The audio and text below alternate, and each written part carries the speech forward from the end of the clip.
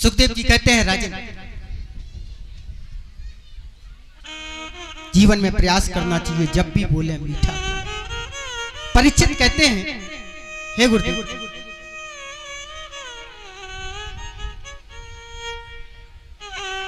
हम ये चाहते हैं कि जीवन भर परमात्मा की हम याद करते रहें। देखो, आवाज मत करो ना, आप खुद कथा सुन रहे हो ना दूसरों को सुनने दे रहे हो। पता चला आए हो पुण्य कमाने और पाप की गठरी लेकर के चले जाओगे। हाँ, ऐसा काम करने से क्या फायदा। शांति का परिचय दें और शांति से आप कथा को श्रवण करें।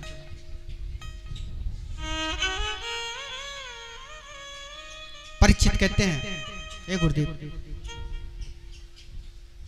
हम चाहते हैं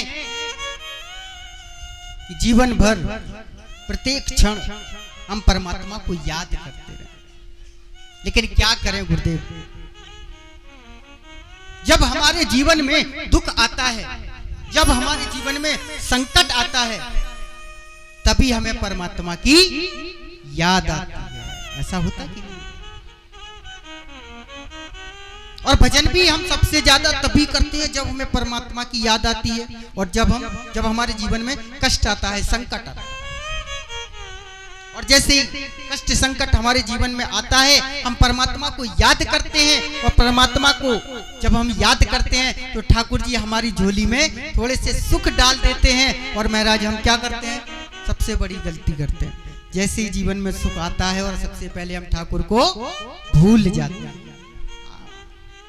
तो परीक्षित कहते हैं, हम ये चाहते तो हैं कि ठाकुर जी का स्मरण हम जीवन भर करते रहें, लेकिन जैसे ही हमारे जीवन में सुख आते हैं और हम ठाकुर जी को भूल जाते हैं।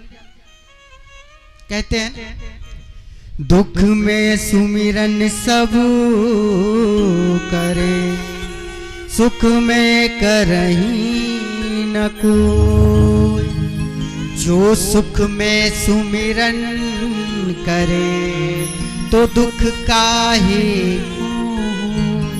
अरे आप सुख में भी यदि परमात्मा की याद करोगे तो निश्चित है प्यारे, आपके जीवन में कभी कष्ट कोई दुख आएगा ही नहीं। प्रेम से बोलिए जय श्री। तो बड़ी प्यारी कथा सुनाई श्री सुखदेव जी महाराज ने। सुखदेव जी महाराज कहते हैं, राजन, एक त्रिकूट नाम का पर्वत है। त्रिकूट का अर्थ समझते हैं? हाँ जी, त्रिकूट का अर्थ होता है जिसके 3 शिखर हो। एक त्रिकूट नाम का पर्वत है, और उस त्रिकूट नाम के पर्वत पर एक बड़ा विशालकाय गजेंद्र रहता है। जब वह चलता तो इतना मदमस्त होकर के चलता, छोटे छोटे जीव जंतुओं से कहता, यदि मुझसे प्रणाम नहीं किया, मेरे सामने शीश नहीं झुकाया तो महाराज आपको जीवित नहीं छोड़। इतना मदमस्त होकर चलता है। और इसकी 50 पत्नियां हैं और 150 पुत्र हैं। एक दिन क्या हुआ, इसके मन में, इसके हृदय में जल क्रीड़ा करने की इच्छा प्रकट, और जल क्रीड़ा करने के लिए यह अपने पूरे परिकर के साथ एक सरोवर के किनारे पहुंचा। और जैसे ये सरोवर के किनारे पहुंचा, इसकी जो पत्नियां हैं, जो बच्चे हैं, इन्होंने क्या किया, अपनी अपनी सूंड में जल को भरा और इसके ऊपर डालना प्रारंभ कर दिया, और सुंदर जल क्रीड़ा प्रारंभ कर दिया। जल क्रीड़ा चलते चलते चलते चलते इसको लगा कि सरोवर में, पानी के नीचे किसी जीव ने मेरा पैर पकड़ रखा है। तो यह कहने लगा, अरे आप कौन? चिंता मत करो, जल क्रीड़ा करके जैसे ही बाहर आऊंगा, आपके जीवन में जो कष्ट है उस कष्ट की मैं निवृत्ति करूंगा, उस कष्ट को मैं दूर करूंगा। अब जल क्रीड़ा करते करते सुबह से दोपहर हो गई।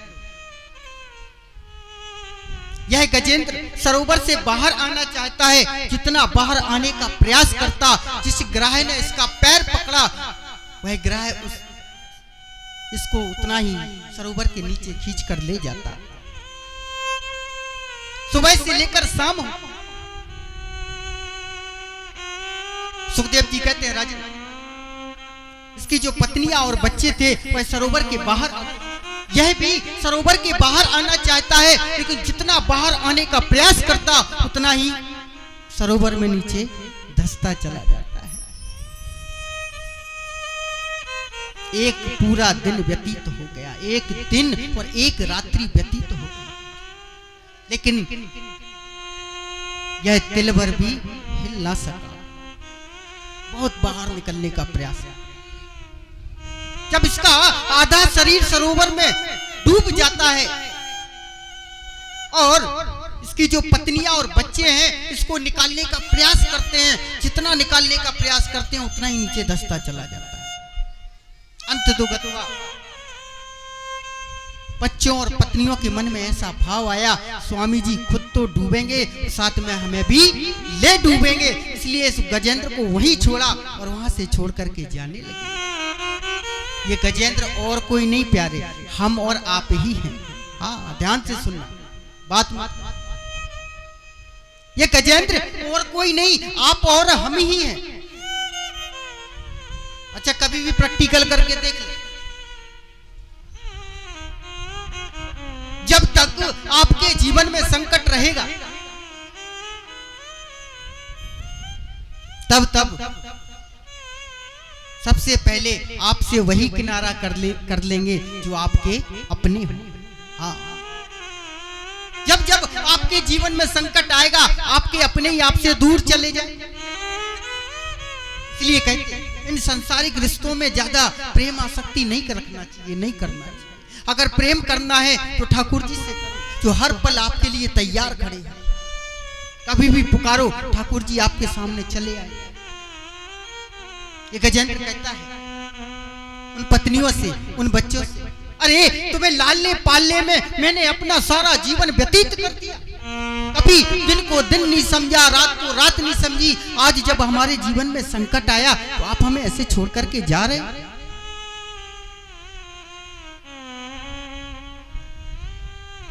अंत तो गत्वा सुखदेव जी कहते हैं राजा, जब इसका पूरा का पूरा परिकर चला गया, पूरा शरीर उस सरोवर में डूब गया, इसने कहा अब मैं जीवित नहीं बचूंगा। अंत तो गत्वा अपनी सूंड से एक कमल के फूल को तोड़ा, छोटा सा भाग सरोवर के ऊपर निकाला और श्री हरि की बड़ी प्यारी स्तुति इस गजेंद्र ने की। और जैसे ही स्तुति की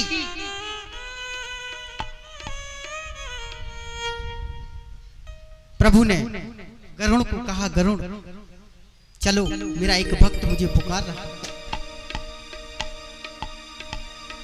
अब महाराज प्रभु गरुड़ के पास आए। गरुड़ ने कहा ठीक है प्रभु, आप पहले बैठो तो सही। अब देखो गरुड़ के मन में भी अभिमान आ गया। गरुड़ को लगा अगर मैं ना हूं तो प्रभु तो कहीं आ जा नहीं सकते, मेरे बिना तो इनका काम ही ना चले। भगवान ने कहा राम राम राम।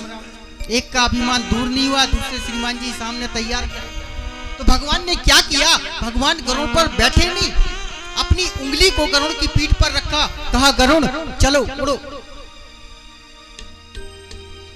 गरुड़ ने पीछे मुड़ करके देखा, कहा क्यों प्रभु हास्य प्रयास करते हैं, पहले बैठो तो सही। बोले नहीं, आज आप मेरी उंगली को ही उड़ाओ। सुखदेव जी कहते हैं राजा, गरुड़ ने इतने पंख फड़फड़ाए, पसीना पसीना हो गए, एक एक नस नस ढीली हो गई, लेकिन तिल भर भी उड़ न सकी। अंत तो गत्वा गरुड़ ने प्रभु के चरणों में क्षमा मांगी, हे गोविंद आप तो करुणा के सागर हैं, दया के सागर हैं, मुझे क्षमा करना, मेरे मन में अभिमान हो गया था। और गरुड़ का अभिमान दूर किया और प्रभु गरुड़ पर सवार हुए। पल भर भी देर ना लगाई और तुरंत महाराज गजेंद्र के पास आ गए, सुदर्शन चक्र को आदेश दिया, ग्रह का शीश काटा और महाराज गजेंद्र की प्रभु ने आज रक्षा की। आइए, बड़ी प्यारी ये गजेंद्र स्तुति है।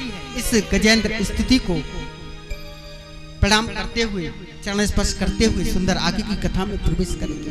इतनी प्यारी आज ये गजेंद्र मोक्ष की कथा। कहते हैं जो सुनता है उसके जीवन में छोटे मोटे कष्ट तो ऐसे ही दूर हो जाते हैं। और गजेंद्र ने जो प्रभु की स्तुति गाई है, जो जीव नित्य प्रतिदिन गजेंद्र मोक्ष की स्तुति को गाता है, गजेंद्र मोक्ष की स्तुति को पढ़ता है, उसके जीवन में जो भी कष्ट आते हैं श्री हरि उसका हरण कर लेते हैं। प्रेम से बोलिए जय श्री। सब्सक्राइब करें ध्रुव कृष्ण जी के YouTube चैनल को और हमारे वीडियोस को सबसे पहले देखने के लिए बेल आइकन को दबाना न भूलें।